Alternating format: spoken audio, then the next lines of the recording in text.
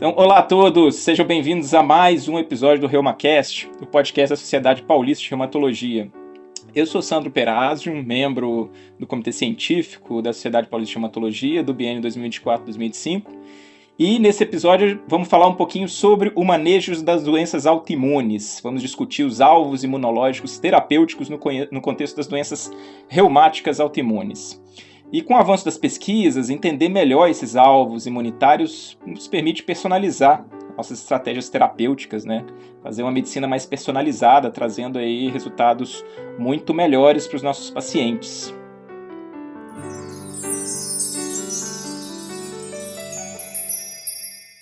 E para essa discussão, a gente vai contar com a presença de 3 ilustres especialistas, que vão trazer aqui diferentes perspectivas e certamente muito conhecimento.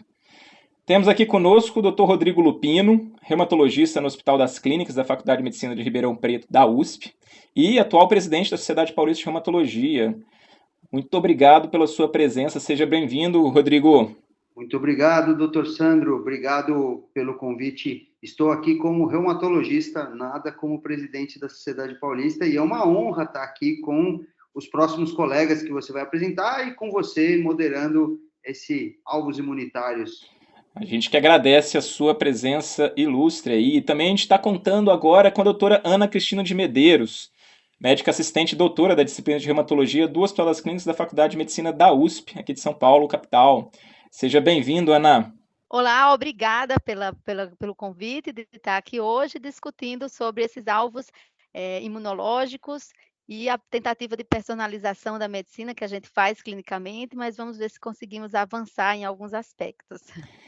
Maravilha, a gente que agradece a sua presença. E também temos o Dr. Alexandre Wagner Silva de Souza, que é professor afiliado da disciplina de reumatologia da Universidade Federal de São Paulo, na Escola Paulista de Medicina, Unifesp.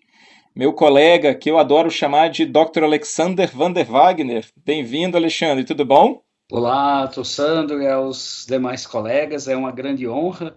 Agradeço muito pela oportunidade de participar desse ReumaCast e para a gente trazer essa interface daquilo que se tem de conhecimento de fisiopatologia de cada doença e da possibilidade de intervenção imunológica naqueles alvos, né, com a medicina cada vez mais evoluída e cirúrgica. Sem dúvida, a nossa medicina cada vez mais tratando os pormenores, né, dos alvos moleculares, genéticos, enfim, da proteômica, da metabolômica toda. Obrigado aí pela presença dos 3, vai ser um prazer estar aqui dividindo conhecimentos, muito mais absorvendo conhecimento da parte de vocês por osmose do que, de fato, da minha parte.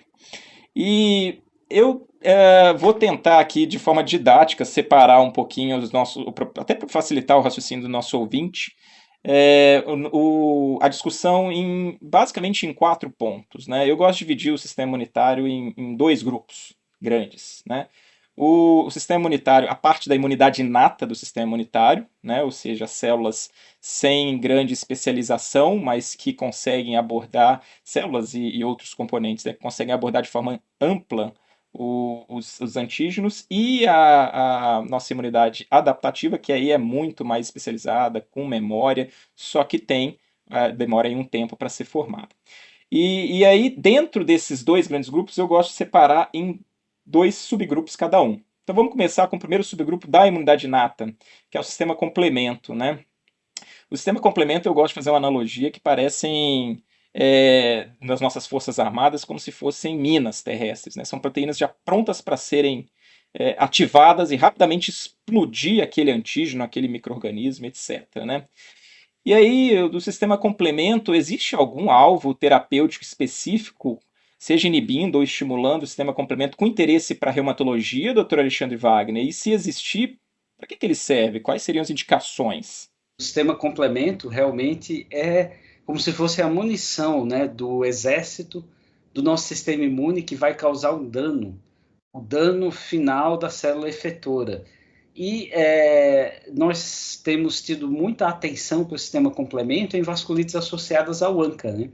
E aqui sabe-se que quem tem um perfil MPO-ANCA tem uma grande ativação do complemento pela via alternativa e pela via terminal, E quem é PR3-ANCA tem um viés de ativação da via da lectina e da via clássica, né, além da terminal. E o interessante é que a atenção em relação a alvos tem se voltado para as anafilatoxinas, em especial o C5A, né? Há outras anafilatoxinas como o C3A e o C4A. E o C5A, ele chama a atenção porque ele é um grande ativador de neutrófilos, ele faz com que haja o priming. Esses neutrófilos eles também funcionam com efeito quimiotático, vão para sítios inflamatórios, e o grande alvo através do qual se busca bloquear a ação desse C5A é o C5AR1, que é o seu receptor principal do neutrófilo. Quando o neutrófilo é ativado pelo C5A, ele vai expressar MPR3 na sua superfície, o ANCA chega e o neutrófilo degranula, produz NETs e vai produzir as espécies reativas de oxigênio. E esse conhecimento veio de modelos knockout, com knockout para o C5, o receptor do C5A, eles passaram a apresentar menos gravidade, por exemplo, da glomerulonefrite. E aí, traduzindo para a parte clínica, veio o Avacopan, que está para ser aprovado pela Anvisa no Brasil, né? Que tem estudos fase 2 e um estudo fase 3 que mostra um benefício no tratamento da vasculite associada ao ANCA sem a necessidade de uso de glicocorticoide. Isso é um avanço na intervenção no sistema complemento. Além do Avacopan, dentro das vasculites associadas ao ANCA, foi desenvolvido também um anticorpo monoclonal chamado vilobelimab. É quase que um trava-línguas, né? Que é um anticorpo monoclonal contra o C5A. É um IgG4-kappa, né, que no estudo fase 2 mostrou o benefício, né, um resultado promissor em vasculite associada ao ANCA. Não temos fase 3 ainda. Mas, assim, há vários outros alvos dentro do sistema complemento, desde na via da mannose binding lectin, né, a via da lectina, que é um anticorpo anti-MASP, que não é o Museu de Arte de São Paulo, né, é o mannose binding lectin associated serine protease, que é uma proteína que inicia a via da lectina. Então existe um anticorpo monoclonal contra ela, que é o narsoplimab, mas que ele foi testado na nefropatia por IgA, poderá chegar na vasculite por IgA e microangiopatia trombótica pós-transplante. O iptacopan, que é o inibidor do fator B da via clássica, já testado nessas doenças e que chegará em fase 2 para vasculite associada ao ANCA. Tem os já conhecidos eculizumab e ravulizumab, o anti-C5, né, que já é utilizado também na HPN, na CHU atípica. E aí temos danicopan, que é inibidor do fator D, e cemdisiran, que é um small interfering RNA, né, que é um RNA pequeno RNA de interferência, que reduz a produção hepática do C5. Olha só quantas possibilidades de intervenção na via do complemento nós temos. Então, a princípio, o mais próximo é o Avacopan. Então, só para a gente lembrar aqui para o ouvinte, né, no caso aí do C5A, que é o principal alvo, então, é derivado já na via comum, né, independente de ser ativado pela via clássica ou via alternativa, ele drena na via comum, e o C5 é o primeiro a ser polimerizado de C5 até C9. E aí, na hora que ele é quebrado para ser ativado, o C5 ele libera o C5A, que é essa anafilatoxina que também o Dr. Alexandre Wagner está falando. E então ele bloqueia ali exatamente nessa fase, não é isso, Dr. Alexandre? E o eculizumab também bloqueia diretamente o C5, né? Isso. No caso do inibidor específico, o Avacopan, ele já vai pegar a molécula dividida, né? A molécula quebrada, que tem um efeito direto, e não teria o risco dos efeitos colaterais, como infecção, por exemplo, por germes capsulados, que ocorre quando você bloqueia a molécula C5 diretamente, né? Então ele é mais cirúrgico para o C5A, só bloqueando o lado anafilatoxina. Desculpa a alma de cirurgião hoje, né? Estou falando tudo cirúrgico, mas seria melhor trocar por mais preciso, né? E também lembrando que a via alternativa é importante, aí, como o Dr. Alexandre falou, com no caso aí com o alvo do fator D, né, que entra aí na ativação direto da via alternativa. E ainda dentro do sistema imunitário inato, né, da imunidade inata do sistema imunitário, o segundo grupo que eu gosto de dividir são os fagócitos, né? E aí, como o próprio nome diz, né, eles fazem a fagocitose. A principal função deles é fagocitar e englobar o antígeno, o micro-organismo, etc., destruir esse antígeno, né? Então, basicamente, eles são como se fosse o nosso Rambo, né? O cara que trabalha atrás das linhas inimigas, né? Os Rangers, ou enfim, aquelas forças especiais que trabalham, saem do quartel para matar ou morrer. Eles têm, inclusive, uma meia-vida mais curta, tipo um neutrófilo, meia-vida de 8 a 24 horas só. E também tem as células apresentadoras de antígeno especializadas, tipo célula dendrítica. Então, a ideia é fagocitar, destruir aquele antígeno e cortar em pedacinhos para apresentar para a imunidade inata, é como se fossem cientistas dos nossas forças armadas. E aí, nesse aspecto, doutora Ana Cristina, que inclui essas principais células apresentadoras de antígeno profissionais, eu acredito que as terapias bloqueadoras do sinal coestimulador sejam o melhor exemplo, tipo, por exemplo, o CTLA-4 ligado à imunoglobulina, né, o abatacept. E quais seriam as indicações para a reumatologia atualmente? Então, o abatacept é um bom exemplo de uma medicação que, né, surgiu a partir do conhecimento desse detalhe, né, dessa precisão sobre a imunidade inata e essa interface com a imunidade adquirida, né, porque, na verdade, esses fagócitos, né, que podem ser monócitos, macrófagos, células dendríticas, neutrófilos, eles vão servir como células apresentadoras de antígeno para o linfócito T, e vai se criar ali a sinapse imunológica. Então você tem, uma célula apresentadora de antígeno que tem um MHC, que fagocita aquele antígeno, ela apresenta uma parte desse antígeno via MHC para o linfócito T, que o recebe através do receptor de linfócito T. Então, essa primeira sinapse, essa primeira ligação entre a célula que fagocitou o antígeno para que ele seja reconhecido pelo sistema imunológico, se faz aquela sinapse. Só que para ela se estabelecer adequadamente, precisam de segundos sinais, não é só uma ligação que acontece, né? Então, a gente sabe que o linfócito, que a célula apresentadora de antígeno apresenta esses receptores de superfície, o CD80 e 86, que se liga a um outro receptor de superfície no linfócito T, que é o CD28. E essa ligação, né, com pelo menos 2 sinais e num milieu pró-inflamatório ali de citocinas, vai levar à expansão desses clones, né, para tentar contornar ali aquele antígeno que está sendo apresentado, controlar aquela situação, através da inflamação. E como uma forma de feedback negativo, né, de controlar essa expansão desses clones, existe justamente o CTLA-4, que é a própria célula apresentadora de antígeno, expõe e se liga ao linfócito T, ao CD28 do linfócito T, com uma afinidade muito maior do que o CD80 86. Então, ali ele encerra aquele processo. E o abatacept é justamente a fusão dessa proteína de superfície, o CTLA-4, da célula apresentadora de antígeno, com uma IgG, né? E aí se tornando uma proteína de fusão que vai agir inibindo essa via de expansão desses clones autorreativos. Então, o abatacept, a gente diz, é um indutor de energia, né? E qual seria a grande indicação dessa molécula na reumatologia hoje? Principalmente a artrite reumatoide, é uma medicação que surgiu para o desenvolvimento da artrite reumatoide, né?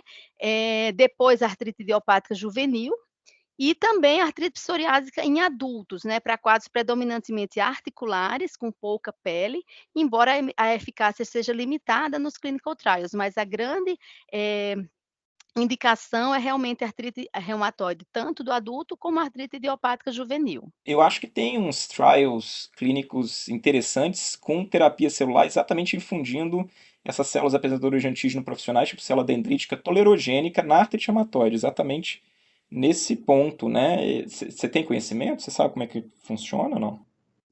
Sim, então a gente sabe que A célula dendrítica, que é uma célula apresentadora de antígeno também, ela é uma mediadora do binômio imunidade e tolerância imunológica. Então, dependendo de como do termômetro, de como essa célula esteja, ela vai induzir, ela vai ser mais imunogênica e vai induzir expansão de clones, ou ela vai induzir tolerância àquele antígeno que está sendo apresentado.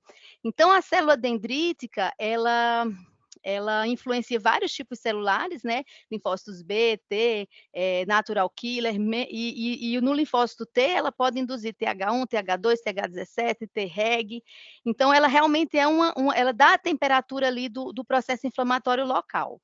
E tem a patogênese da artrite reumatoide, ela está implicada nessa patogênese. Então, quando essa célula dendrítica ela está totalmente madura, né? Ela expressa altos níveis de MHC na superfície, né, para apresentar o antígeno. Ela tem aqueles marcadores de superfície coestimulatórios, como o CD80, 86, e ela está ali ativando e produzindo citocinas pró-inflamatórias, como IL-12, IL-23, fator de necrose tumoral alfa, tudo ali naquele milieu pró-inflamatório. Então, ela está totalmente madura. E ela sofre, inclusive, modificações na expressão de determinadas quimiocinas, para que determinadas quimiocinas sejam lançadas e atraiam outras células, aumentando ali o processo inflamatório. Então, essa seria a célula dendrítica madura. A célula dendrítica tolerogênica, ela é semi-madura. Ela tem um fenótipo com expressão de MHC classe 2, quer dizer, ela vai fazer sinapse imunológica, ela tem moléculas de superfície para haver esse contato com o linfócito T, mas ela expressa moléculas co-inibitórias. Ao invés de ser moléculas que vão aumentar o processo imunológico, são moléculas que vão inibir e assim induzir a anergia, né? Inclusive com expressão de moléculas imunossupressivas, como IL-10, TGF-beta. Então, qual que é a ideia desse tratamento? É justamente desenvolver células dendríticas toleráveis, né, com imunidade, com tolerância imunológica a determinados antígenos que são pró-inflamatórios tradicionais na artrite reumatoide. Então, existem estudos in vitro, principalmente já foi desenvolvido células dendríticas tratadas com substâncias anti-inflamatórias para desenvolver alergia por exemplo, a proteína a heat shock protein, né? A proteína de choque térmico, que é um agente pró-inflamatório ubíquo e de reconhecimento universal, que ali existe uma invasão, né? Então, existe a célula dendrítica é tratada, ela passa a ser, ela é exposta, então, ao linfócito T, e o linfócito T ele expõe os antígenos da heat shock protein, e o linfócito T não desenvolve, não expande, ele se torna tolerogênico. Da mesma forma, fizeram um estudo, e aí já tem até uma droga chamada Reumavax, né, que foi estudada num estudo pequeno ainda, mas que serviu como prova de conceito, em que eles trataram células dendríticas com inibidor do NF-κ-beta, né, que é pró-inflamatório. Então, eles inibiram essas células dendríticas e expuseram essas células a peptídeos citrulinados, antígenos peptídeos citrulinados clássicos. E, com isso, injetaram essas células em pacientes com predisposição à artrite reumatoide, com um HLA predisponente. E o que é que fizeram? Esses linfócitos T receberam esses antígenos, esses peptídeos citrulinados, mas nesse ambiente de uma célula meio madura, ou uma célula indutora de tolerância. Então, com isso, o padrão de citocinas que se desenvolveu não foi pró-inflamatório, e sim houve uma redução de interleucina 5, interleucina 29, quimiocinas, e essa célula T, ela respondeu de forma com um padrão de tolerância ao invés de um padrão de reação. Então, são estudos ainda iniciais, né? É um estudo pequeno, esse da Reumavax, mas que a gente vê que é uma via de você, com uma célula, tratada para ela ficar tolerogênica e não indutora de imunogenicidade, você induzir essa célula a interagir com outra célula e que a célula T, então, seja tolerogênica e não imunogênica. Muito interessante, né? Mas ainda passos iniciais. E indo em direção, então, à imunidade adaptativa, eu acho que o primeiro, na minha opinião, né, na minha visão, na minha cabeça simplória, eu acho que o primeiro subcompartimento são as células B, né, que são aquelas células que produzem exatamente os anticorpos, né, as imunoglobulinas. Então eu faço uma analogia nossas forças armadas como se fossem a nossa força aérea, né? Basicamente são aquelas células que elas conseguem produzir mísseis teleguiados, que conseguem só atingir um determinado local específico que está lá o soldado apontando com laser, né? Ou seja, só reconhece aquele antígeno específico daquele tipo de vírus ou daquele tipo de bactéria. E dentro desse contexto, Dr. Rodrigo Lupino, qual que seria, assim, considerando esse papel fundamental, né, da célula B também na fisiopatologia de várias doenças reumáticas imunomediadas, parece que, embora tenha esse papel, a terapia depletora de célula B ainda tem um efeito meio que tangencial nas espondiloartrites, embora esteja aprovada para uso. Por que isso ocorre? E quais seriam as indicações hoje da terapia depletora de célula B no contexto das espondiloartrites? Muito bem, doutor Sandro, obrigado por me deixar a Força Aérea para eu falar da Força Aérea. Isso, eu sinto um lisonjeio nisso. Realmente, as células B, elas são importantíssimas no sistema imune de uma maneira geral, mas quando a gente vai falar de depleção de célula B em espondiloartrite, é algo que, na verdade, foi deixado de lado no estudo da fisiopatologia das espondiloartrites, né? Tem estudos recentes, dos últimos 4 ou 5 anos, o pessoal da Holanda, que estudou as células B nos pacientes com espondiloartrite, especialmente célula B CD27 negativo, com baixo nível de CD21, né? Então, uma célula B que ela é bastante relacionada às doenças autoimunes e, de uma maneira geral, isso foi meio deixado de lado no tratamento da espondiloartrite. A gente sabe, né, nas espondiloartrites, que é uma doença que tem um predomínio mais autoinflamatório do que autoimune propriamente dito, tem uma mediação muito importante das células T e do TH17 em específico, mas alguma coisa de TH1 também. Então, ficou a célula B, a força aérea do sistema imune, meio largada de lado no raciocínio de patogênese da doença, do grupo das espondiloartrites, né, de uma maneira geral. Buscando aí o que o Alexandre Wagner falou do complemento e o que a Ana falou de célula dendrítica e fagócito, né? Nas espondiloartrites, parece que o complemento não tem importância nenhuma, mas você vai estudar, tem alguns modelos animais que utilizam o sistema complemento com ativação. Quando você vai ver, célula dendrítica é importantíssima, né? Um dos orquestradores nas espondiloartrites, e o fagócito parece que também tem uma apresentação importante. E aí, a hora que você começa a juntar tudo isso, parece ser óbvio que a célula B tem importância, né? Que a célula B tem que estar participando dessa doença, já que todas essas outras coisas estão juntas. E é tangencial, né?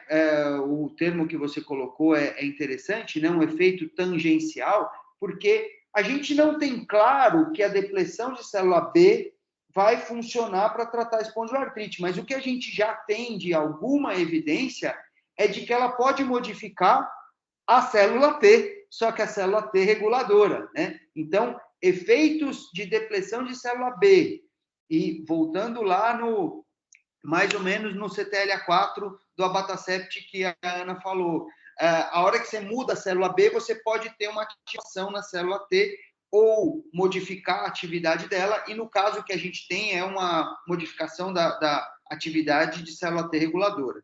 Então, nos estudos de modelo de artrite, especialmente naqueles induzidos por proteoglicanos, a depleção de célula B aumentou a atividade do Treg. Então, aumentando a atividade do Treg, lembrando para o ouvinte aí que o Treg ele acaba tendo um efeito anti-inflamatório, né, de bloqueio, de supressão da artrite, e aí potencialmente você acerta a nossa força aérea, que ela vai fazer o míssil teleguiado, mas que ele joga num buraco e vai explodir lá na frente, modificando todo o sistema, como vai acontecer nesse bloqueio.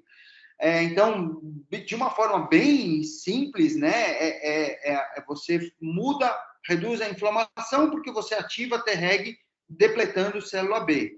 A terapia de célula B, ela não é um tratamento padrão, mas realmente é o que você falou, ela pode ser considerada em caso refratário, quando as outras terapias não forem eficazes, e eu coloco até que a gente pode eventualmente pensar naquele paciente que vinha sendo bem tratado e teve um escape. Esse escape a gente não sabe direito o que é, você tentou otimizar as outras coisas, talvez você possa pensar que esse paciente precisa de uma ajuda do sistema Treg, e aí a gente faz quase que uma analogia, né, com a oncologia, onde eu faço uma imunoterapia, só que ao invés de eu estimular o sistema imune que vai fazer o processo de destruição do câncer, né, eu estimulo o sistema imune que faz a defesa. Então, eu estimulo um Treg. Muito parecido com o que acontece na sepse, mas se entrar nessa seara, a gente não acaba o podcast, porque é muito apaixonante, né? Esse equilíbrio célula B, célula T reguladora, célula T ativa, que vai, de fato, fazer a atuação e produzir citocinas. Então, basicamente isso. Célula B é muito importante, muito mais importante, claramente importante nas doenças com características mais autoimunes, um pouco menos nessas que são mais autoinflamatórias, mas o Treg acaba sendo esse efeito tangencial que você colocou de uma maneira muito brilhante. Gostei bastante do termo que você usou. Brilhante a sua resposta, né? O legal é que um cara como você que faz a medicina translacional já colocou muito bem colocado aqui que, embora a gente esteja separando didaticamente o sistema imunitário, não dá para separar na prática, né? É tudo interligado, né? Não adianta. Isso é daí. O Alexandre Wagner falou aí brilhantemente sobre o sistema complemento e ele ficou meio preso nas vasculites, né? Mas, bloquear o sistema complemento, você já pensa na hora, né? Eu vou usar no lúpus, eu vou usar nas nefrites, eu vou usar na membranose, você começa a ampliar. E aí, às vezes, você vai pegando, vai puxando uma coisa a outra. É isso que você falou, é legal demais a gente ficar esse raciocínio que você didaticamente separa, mas que você vai depois juntando tudo. É muito bom. E adorei o termo tangencial, cara. Foi demais. Legal. E aí, já que você já mandou a bola para o Dr. Alexandre, é curioso que, embora a terapia depressor de célula B na espondiloartrite ainda seja meio tangencial, como o Dr. Lupino gostou, isso não acontece, por exemplo, no lúpus, né, nas vasculites ANCA-associadas, na doença relacionada a IgG4. Tem vários alvos células B identificados, tipo o BAFF, o receptor, o TACI e um que você adora, que é o Zumab, né? É verdade. Esse aí, parafraseando, né? Um grande susto que foi dado numa aula de imunologia, quando eu aprontei para a plateia, né? É para tu. Aí todo mundo ficou com medo, aí depois Zumab, que é o anti-CD22, né? Então, existem várias e várias formas de atingir a célula B, né? Porque, principalmente em doenças que você tem anticorpos patogênicos predominando na sua fisiopatologia, né? E aí a gente pensa no lúpus, no Sjögren, na doença relacionada à IgG4, que a IgG1 é mais patogênica e a IgG4 é muito mais um fator de tentativa de apagar o incêndio, né?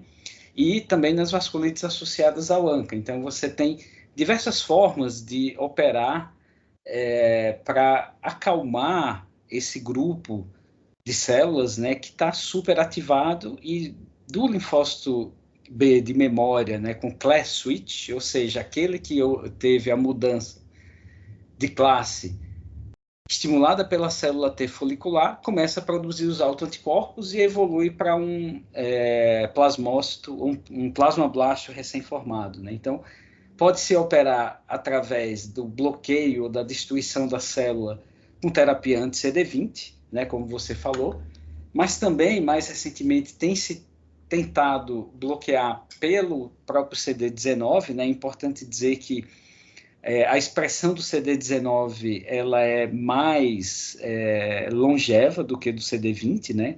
Então, quando você se torna um plasmablasto recém-formado, perde-se o CD20 e mantém-se o CD19. Então, esse nicho tem sido, por exemplo, reservado para doença relacionada a IgG4, que tem anticorpos patogênicos, como eu falei, mais pelo lado de IgG1 do que IgG4, e que, recentemente, 2 agentes, como o obexelimab e o inebilizumab, né, que são grandes trava-línguas, eles têm sido testados na doença relacionada a IgG4 com bons resultados, principalmente em fase 2, coisa que o anti-CD19 foi negativo no lúpus, está indo para um caminho mais doença relacionada a IgG4. E o outro caminho de se bloquear a ativação dos linfócitos B, né, é o caminho das citocinas, como BAFF e APRIL, que são produzidas por células da imunidade inata e que vão ativar e tornar os linfócitos B maduros, principalmente, resistentes à apoptose. Então, a gente tem esses 3 pontos. Eu falei um pouquinho mais profundamente sobre o anti-CD19 e seu papel na doença relacionada a IgG4, né? O inebilizumab tem sido estudado também na neuromielite óptica, que é uma doença muito relacionada à imunidade humoral, né? A produção de autoanticorpos. Mas quando a gente vai para a clássica terapia anti-CD20, a gente tem classes de terapia anti-CD20. A da primeira geração, que era uma terapia mais depletora do CD20 no sangue periférico, né? E aí a gente vai ter rituximab, ocrelizumab e ofatumumab. Essa primeira geração teve sucesso a partir do rituximab importado do linfoma para artrite reumatoide, e depois os insucessos no lúpus, né, que ocorreram nos grandes ensaios clínicos. E esses insucessos não inibiram sua aplicação na prática clínica, que aí uma revisão sistemática com meta-análise mostrou que em estudos mais abertos, ele, em pacientes refratários, teve seu papel de controlar a doença refratária, na síndrome de Sjögren também e nas vasculites associadas ao ANCA, né? Tanto como terapia de indução quanto terapia de manutenção. Mas a grande evolução foi a segunda geração, que aí veio com obinutuzumab, que além de depletar o linfócito B no sangue periférico, ele passou a causar depleção de célula B nos tecidos, né? E isso é uma evolução em relação à eficácia, a diminuir a chance de recidivas, e desses o obinutuzumab já teve um estudo fase 2 na nefrite lúpica, né, que é o Nobility, que teve resultado positivo. Nas vasculites associadas ao ANCA, infelizmente, o estudo PRRR, né, o acrônimo do estudo, que é PER, ele foi parado precocemente, mas aí foi mais por causa do corte do patrocinador. E quando a gente vai para a terapia anti-BAFF ou APRIL, a gente tem uma gama de opções, né? É importante dizer que essas duas citocinas, elas têm diferentes receptores, né? Que é o BAFF-R, o TACI e o BCMA, né? Que são encontrados, claro, em linfócitos B maduros. O TACI também é encontrado em linfócitos T, então quando você bloqueia essas duas citocinas, você vai ter um efeito sobre linfócitos T, e o BCMA também é encontrado em plasmócitos. O TACI tem maior afinidade para APRIL, né? Enquanto que o BAFF-R é muito associado a BAFF, que é a citocina, né? Também BLyS, e o BCMA ele é intermediário para as duas citocinas. Então, a grande história de sucesso, claro, é o belimumab, né? No lúpus, né? Na nefrite lúpica e no lúpus, que é o lúpus mais cutâneo, articular, refratário. Ele foi testado em vasculites associadas ao ANCA, né? Mais na frente acho que a gente vai falar sobre terapia combinada. Houve um certo insucesso, mas outros agentes foram testados, né? Como o telatacicept, que inibe tanto BAFF quanto APRIL, o tabalumab, que é o anti-BAFF, né, que infelizmente eles falharam em estudos no lúpus eritematoso sistêmico, o blizibimod, que é um peptídeo que inibe o BAFF, né, também falhou no lúpus eritematoso sistêmico, mas tem o atacicept, que na artrite reumatoide ele causou muitos eventos adversos graves, mas já foi testado no lúpus com um certo resultado positivo, né? Então é uma molécula promissora que se liga a BAFF e APRIL, né? Que é uma proteína de fusão com o próprio receptor. Então há uma gama de intervenções nesse lado de linfócitos B, né? Com grande potencial para aplicação na prática clínica. Muito bem colocado, doutor Alexandre. E o interessante é que também, levando em consideração a fisiopatologia da doença relacionada a IgG4 depois do entendimento, né, isso também auxiliou a gente a formar novas moléculas, porque a IgG4 é meio que uma imunoglobulina meio esquizofrênica, né, embora seja imunoglobulina, ela meio que inativa o sistema imunitário, e tem vários desses componentes, esses compostos que você falou aí, que são, na verdade, monoclonais IgG4, né. Tem tudo a ver com a doença relacionada, né? A IgG4. É interessante essa história da IgG4, porque ela é a imunoglobulina que, teoricamente, menos ativa o complemento, né? Então, o Alexandre começou falando do complemento, depois ele veio para a célula B falando da IgG e reforça aquilo que você falou. Você tem uma célula B que potencialmente pode produzir uma imunoglobulina, uma IgG1, e ativar complemento via IgG1. É umas coisas... É espetacular o sistema imune, é apaixonante. É legal mesmo, é interessante demais como é que as coisas são tão interligadas, né? E agora, ainda em relação à célula B, doutora Ana Cristina, a aprovação da terapia depletor de célula B mostrou importância também na apresentação de antígenos por parte desse grupamento celular na artrite reumatoide, né? Acho que foi esse o grande entendimento da fisiopatologia da doença quando associou o rituximab, por exemplo, na artrite reumatoide, não é isso? Existem algumas nuances que predizem essa resposta terapêutica ao rituximab e à terapia depletora de célula B em geral, né, na artrite reumatoide? Perfeito, muito interessante ver essas discussões, né, o rituximab como o ancião aí de dias do tratamento antilinfócito B, mas que para artrite reumatoide funciona muito bem. É uma droga que começou a ser estudada ainda no fim da década de 90, né, para artrite reumatoide, ali junto com os primeiros anti-TNFs, e que até hoje a gente usa com um perfil que é muito específico, né, então ela, como foi falado, é uma droga anti-CD20, e mostra a importância desse grupo de células na patogênese da AR, né, principalmente pacientes soropositivos, né, com fator reumatoide ou anti-CCP em altos títulos. Então, é justamente esse perfil de paciente que é o melhor paciente para a gente tratar com rituximab, é o paciente que tem fator reumatoide e ou anti-CCP em altos títulos, porque infere ali uma atividade humoral, uma importância maior da célula B na patogênese da doença. A gente também vê pacientes com manifestações extraarticulares, né, em que a gente sabe que os ACPAs, os ACPAs e o fator reumatoide são bem importantes, então a gente também tem um perfil de resposta bom nesse grupo de pacientes. Mas quando a gente fala em tornar as coisas mais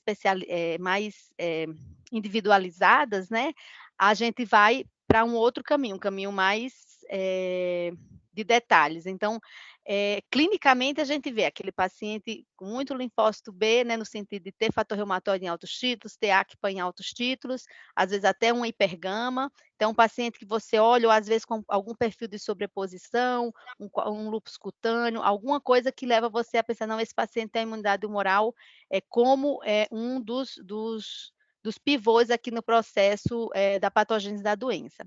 Mas tem o grupo do Pitsales, né, o grupo da Inglaterra, eles fizeram um estudo para tentar ver isso a nível de tecido.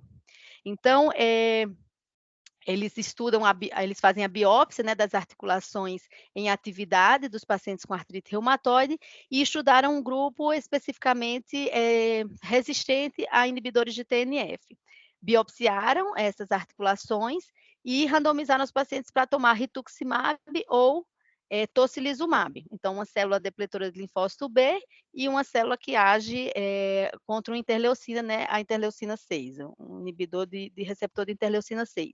Então, a ideia deles era ver se o paciente que tem menos linfócito B, tem um pool pobre de linfócito B na biópsia, se ele responderia pior ao rituximab. E eles viram que não, que histologicamente não fez diferença.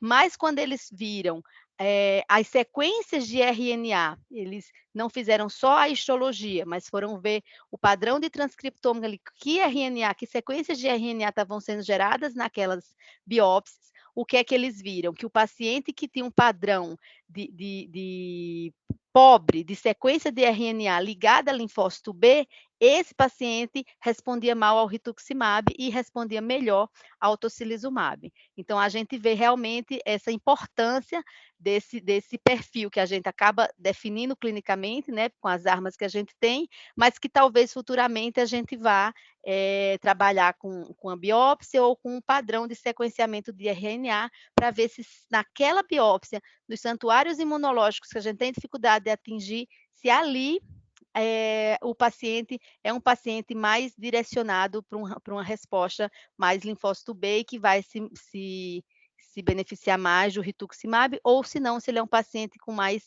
pobreza desse padrão e vai se beneficiar menos. E, bom, e dando continuidade, nosso último subcompartimento, né, que talvez seja um dos principais, são exatamente as células T, né, que eu diria que são os grandes maestros, né, da nossa resposta imunitária, né?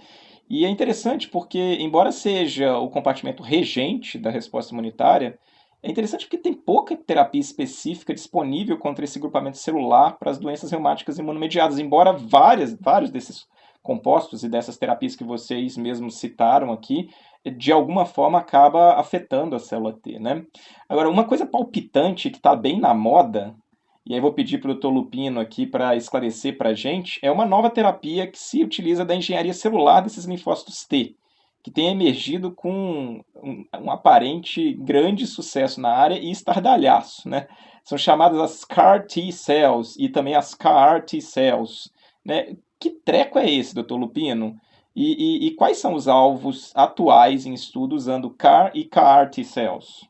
Doutor Sandro, CAR T-cell tá bem na moda. Teve, inclusive, agora há pouquinho, uma apresentação, a indústria tem trabalhado com eles, mas basicamente são células que são programadas, né, que são feitas para tentar bloquear um tipo de cluster de diferenciação da célula, né? Então, um CD. Então, você tem CD 19, CD 20, 22, 33, 123, sendo que o CD 19 é o mais utilizado, né? Principalmente porque é uma terapia que utiliza a célula receptora de antígeno quimérico, esse é o nome, né? O CAR, o CAR vem dos receptores de antígenos quiméricos de célula T, e que você vai utilizar para tentar matar uma célula. É bem desenvolvido, né? Cada vez mais claramente desenvolvido para tratamento de neoplasia e, em especial, para as neoplasias hematológicas. Então, alguns desses CDs são alvos muito importantes. Tem também alguns CDs, né, os clusters de diferenciação para tumores sólidos, então, mesotelioma, câncer gastrointestinal e mama especialmente com o CD171. Tem também os tratamentos para linfoma com CD30. Então, de uma maneira geral, né, esse chimeric autoantibody receptor, né, o tal chamado CAR, ele é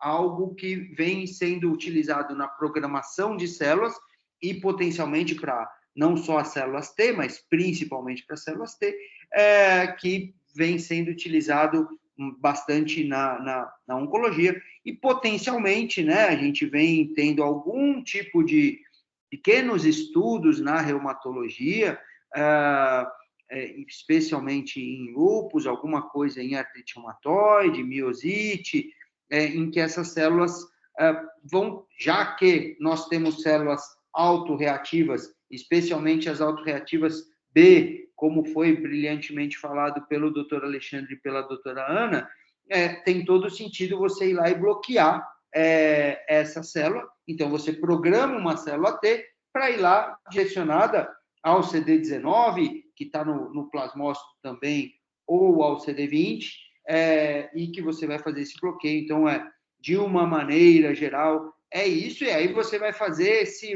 reset do sistema imunológico, e acho que é essa mais ou menos a ideia. Agora, como o Dr. Lupino falou, muito bem falado, eu acho que ainda até agora o alvo mais estudado, não só para câncer, mas também especialmente para a gente, né, ainda é o CD19, né, que é uma terapia, no final das contas, depletora de célula B, eu acho que até uma terapia um pouco mais eficaz, né, pensando nos CAR T-cells, né. E então, por conta disso, eu acho que vai ter um espaço especial aí nas doenças reumáticas imunomediadas com resposta humoral, por exemplo, as vasculites e o lúpus, de novo, doutor Alexandre, o Sjögren também. No caso do Sjögren, inclusive, tem alguns trials em curso com CAR-T voltado contra CD40, quer dizer, ele vai bloquear o switch de classe, a troca de isotipos, né, de imunoglobulinas, que é permitida pela célula T para a célula B, quer dizer, vai também impedir a formação de imunoglobulinas, né? Como é que é essa história aí? Mas é muito interessante, de uma forma geral, quando a gente pensa no lado T da força, né, ele sempre foi muito deixado de lado no lado das doenças autoimunes e muito explorado, por exemplo, na rejeição a transplante, né?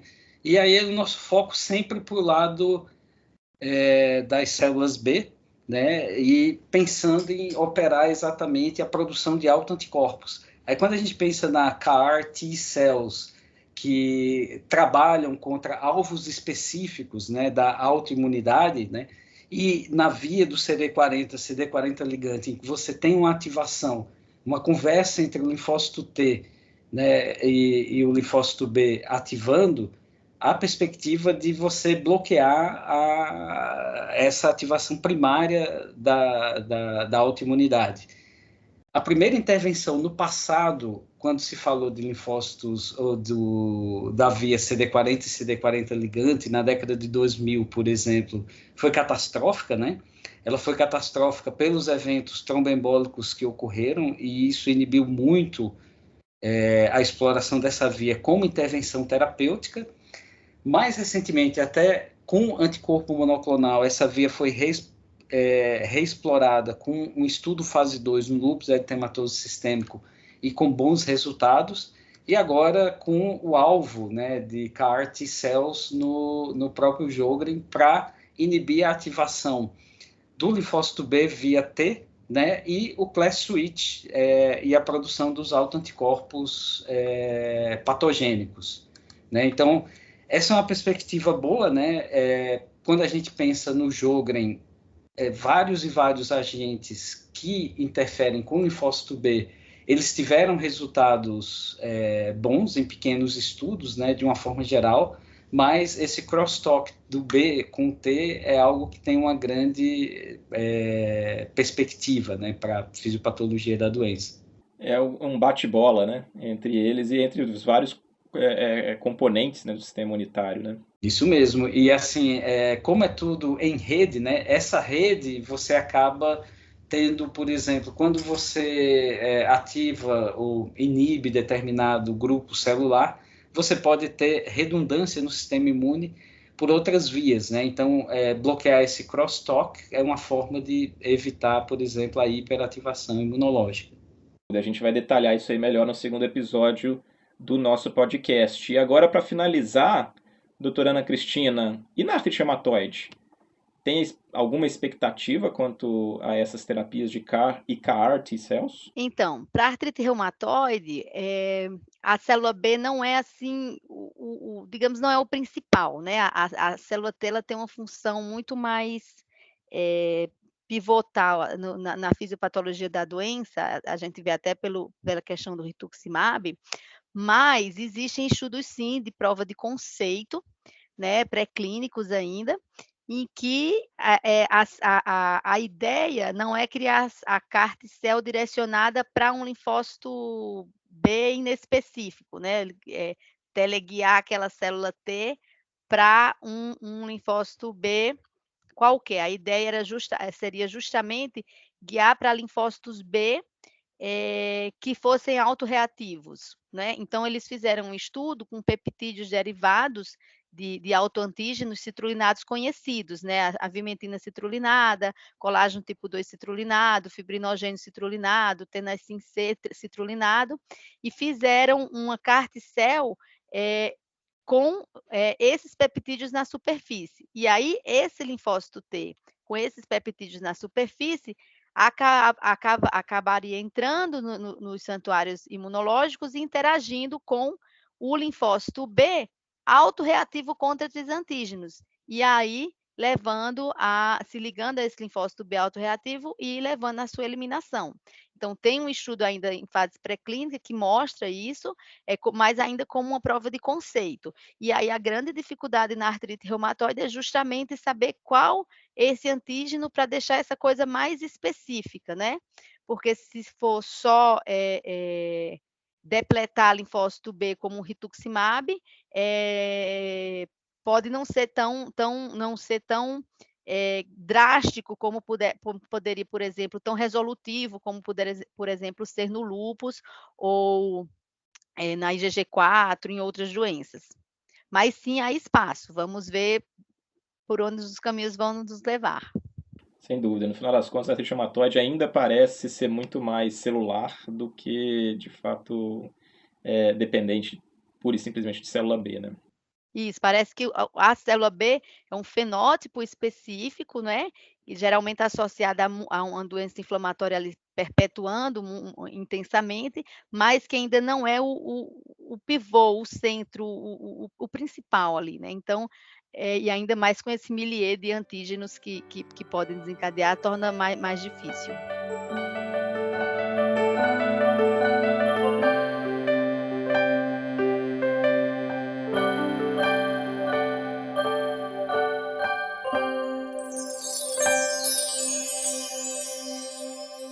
A gente está chegando aqui no final do nosso primeiro episódio, né?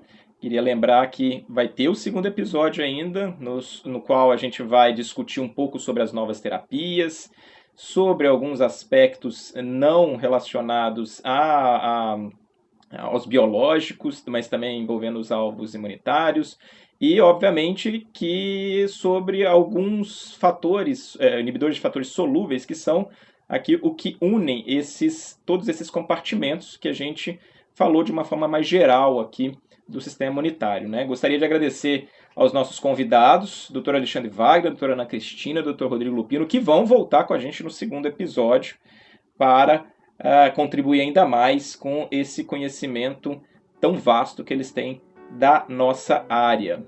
Obrigado aos três. Então, obrigado a todos pela audiência, pela presença. Obrigado a você, ouvinte, por nos acompanhar até aqui. Não deixe de seguir o ReumaCast, acompanhar nossos próximos episódios, incluindo o segundo episódio dessa série, que daqui a uma semana vai sair. E a gente vai continuar trazendo sempre temas de relevância para a reumatologia. Até a próxima. Obrigado.